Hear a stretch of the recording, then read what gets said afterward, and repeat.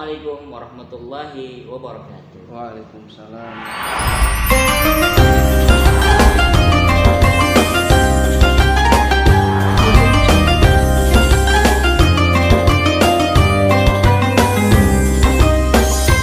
Ini kata Nabi, berapa banyak orang-orang yang berpuasa tetapi tidak mendapatkan pahala puasa melainkan hanya haus dan lapar. Ya, berapa banyak juga orang-orang yang kemudian sholat atau bangun malam, sholat malam, yang mereka tidak mendapatkan pahala sholatnya melainkan hanya bangun malam atau kepayahan saja. Nah, ini adalah peringatan atau sekaligus penyampaian dari Nabi kita Muhammad SAW. Itu yang dicapai oleh mereka orang-orang tasawuf. Ya, kurang lebihnya seperti itulah. Ya, Berarti kolerasinya itu Gus, yang pertama kita harus benerin niat kita dulu gitu ya, Gus ya. Itu terpenting. Niat kita harus dibetulkan, ya harus diluruskan. Ya, bukan hanya sekedar ucapan, tapi juga diyakini dengan hati, kemudian juga dilakukan dengan pekerjaannya.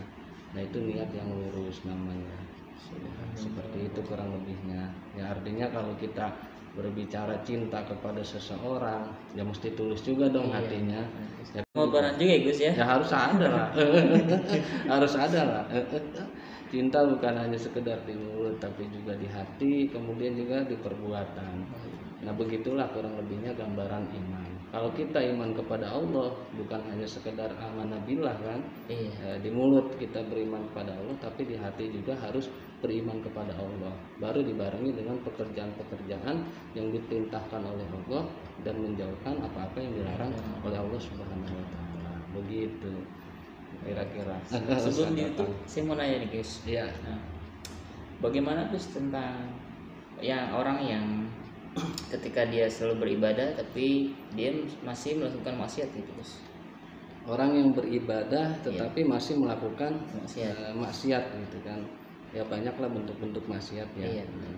Nah, itu tadi ya, kita sebagai umat muslim itu dianjurkan, terutama para ulama tasawuf menganjurkan, apabila ada saudara kita yang beribadah tetapi masih bermaksiat, apalagi yang belum beribadah sama sekali, itu yang pertama tadi ya, kita rubah mereka dengan jabatan kita ya. Atau yang kedua, kalau kita tidak mampu, maka nasihati mereka, ajak mereka dengan cara-cara yang baik, rangkul mereka.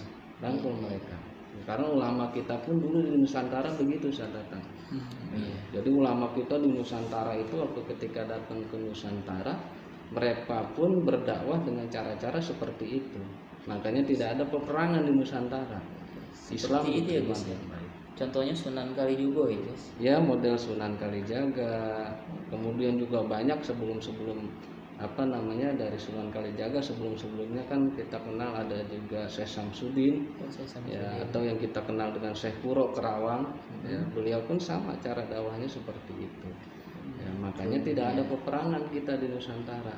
Gitu, tidak ada peperangan karena saling menghormati, saling menghargai, tidak merusak dan sebagainya. Mereka terus mengajak. Hari ini mereka belum mau kita ajak, ya besok kita ajak lagi. Gitu. Jangan pernah menyerah, karena tugas kita itu mendakwahkan apa yang disampaikan Al-Quran dan disampaikan oleh Nabi kita Muhammad SAW.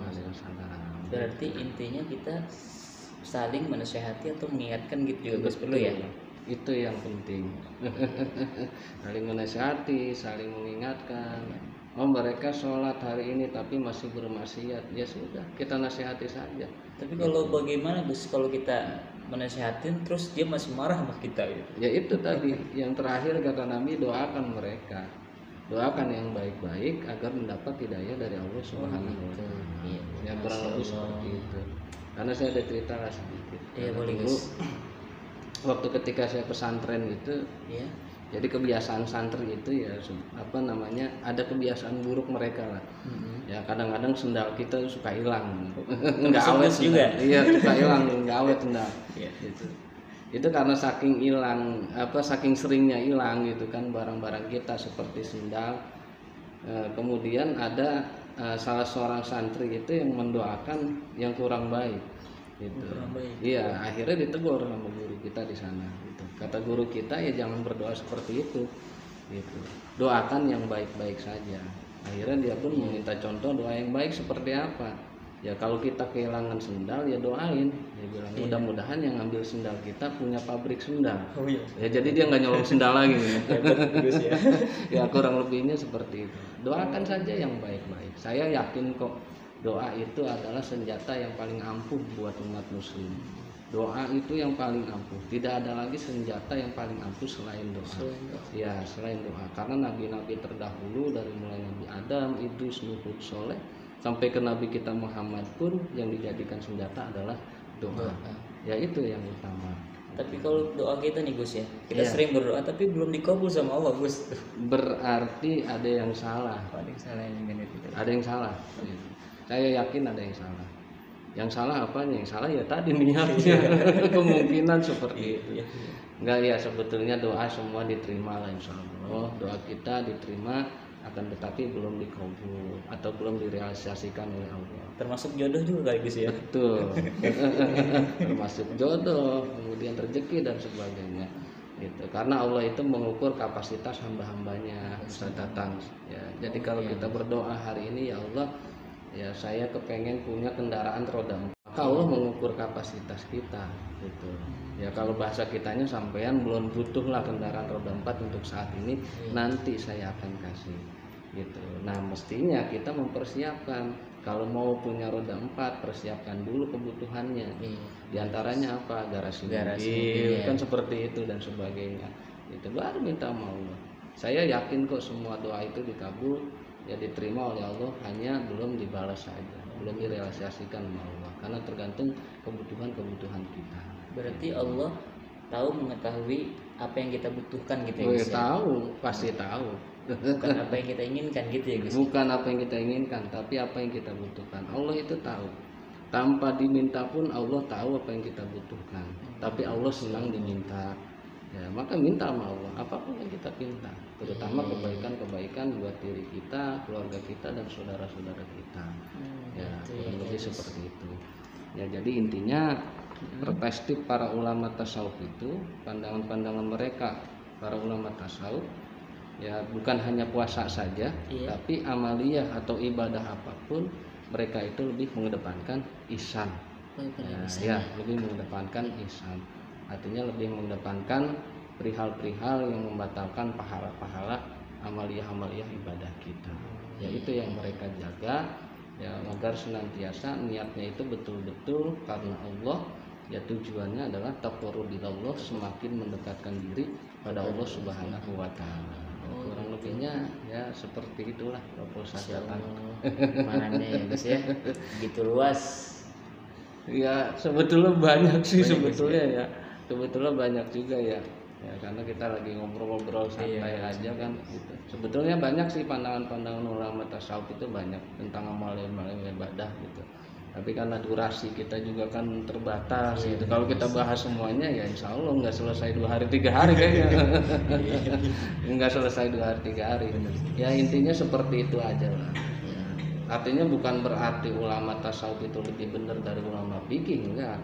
Justru mereka itu saling melengkapi, saling melengkapi betul. Ya jadi ulama fikih itu yang melengkapi ulama tasawuf melengkapi ulama fikih. Gitu. Hanya saja ulama tasawuf lebih mengedepankan tentang perihal-perihal hati, tentang perihal-perihal ihsan. Ya kalau ulama fikih kan tentang keseharian kita. Ya tentang wudu, pembatalan wudu, ya syarat-syarat wudu, rukun wudu, tentang puasa, kemudian syarat puasa, ya kemudian juga hal-hal yang membatalkan puasa dan sebagainya. Gitu. Ya artinya bertasawuf itu enggak mesti jalanin fikih, ya salah besar dong. Salah besar dong. Ya karena banyak orang yang ngaku marifat masa enggak sholat sih. Wah Nabi sendiri sholat sampai bengkak-bengkak. Salah besar lah. Ya salah besar. Jadi kalau ulama fikih itu berbenturan sama tasawuf enggak ada yang berbenturan. Ya, justru ulama tasawuf itu yang mengembangkan ajaran-ajaran yang ada di kitab-kitab fikih. Kurang lebih seperti itulah Ustaz Tatang. Saling melengkapi ya Gus ya. Iya, saling melengkapi betul. Jadi fase-fasenya seperti itu. Ya tentang puasa atau amaliyah yang sedang kita jalankan di bulan Ramadan.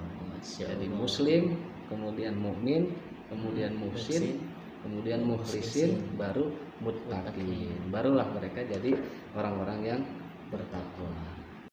Alhamdulillah, luar biasa perpaparan atau ulasan yang disampaikan oleh guru kita Gus Ahmad tentang puasa menurut perspektif ulama tasawuf. Begitu banyak ulasan yang bisa kita ambil dan bisa kita aplikasikan. Intinya adalah dari apa yang beliau sampaikan adalah ketakwaan kita kepada Allah Subhanahu wa taala. Yang kedua, selalu membenarkan niat kita untuk melakukan hal-hal yang baik yang diridhoi oleh Allah Subhanahu wa taala, dan juga bisa mengaplikasikan di dalam kehidupan kita sehari-hari dan bermanfaat bagi kita semua, khususnya untuk pemirsa semua CGR Media yang berbahagia yang dimanapun Anda berada. Itu semua bisa kita ambil dalam ulasan untuk pelajaran kita di kehidupan sehari-hari. Ada lagi, Gus? Mungkin cukup ya untuk Cukup ya. pertemuan hari ini. Ya mudah-mudahan saja bermanfaat buat saya pribadi juga, buat pemirsa juga dimanapun, mudah-mudahan bermanfaat. Ya dari saya pribadi sih mungkin kalau ada benarnya itu datangnya dari Allah, dan kalau ada kesalahan-kesalahan itu dari diri saya pribadi. Terima kasih Gus Ya, atas sama-sama. paparan dan ulasannya. Kita bisa mengambil hikmah dari semua yang apa yang disampaikan. Mungkin kajian kita pada malam hari ini kita sudahi dulu. Saya Kakang Saputra sebagai host pamit undur diri beserta Gus Ahmad dan juga kru yang bertugas pada malam hari ini. Dan satu lagi, untuk pemirsa jangan lupa untuk mendukung channel ini di like, comment, and subscribe, dan dipantengin terus dengan mengaktifkan lonceng notifikasi yang ada di bawah ini. Ya, dari kami pada kesempatan malam hari ini pamit undur diri. Assalamualaikum warahmatullahi wabarakatuh.